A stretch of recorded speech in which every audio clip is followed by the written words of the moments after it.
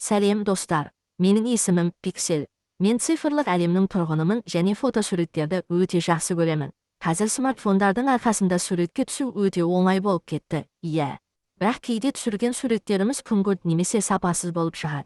Оларды қағазға басып шығару үшін сапасын жақсарту керек. Бүгін мен сендерге фотоларды сиқырлы түрде өзгертетін домашняя фотостудия бағдарламасын үйретемін. Алдымен жұмысқа кірісейік. Компьютерді қосып, мына жолды қайталаңдар. Пуск, все программа, домашняя фотостудия. Көрдіңдер ме? Біз фото өңдеу зертханасына кірдік. Қараңдаршы, терезе өте ыңғайлы.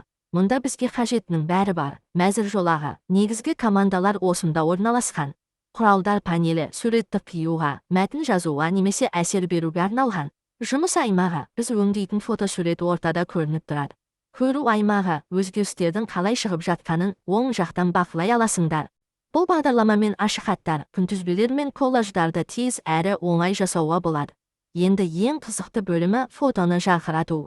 Егер суретіңіз тым қараңғы болса, изображение, яркость и контрастность командасын таңдаңдар. Жарықтылық, яркость, жүгіртпені оңға жылжытсаң сурет жарық болады, солға жылжытсаң қараяды.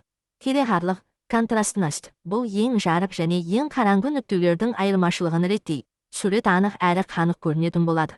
Егер қателесіп кетсеңдер, қорықпаңдар. Спрос батырмасын бассаңдар, фото бастапқы қалпына келеді. Міне, біздің фотомыз жаңадан түсіргендей құлпырып кетті.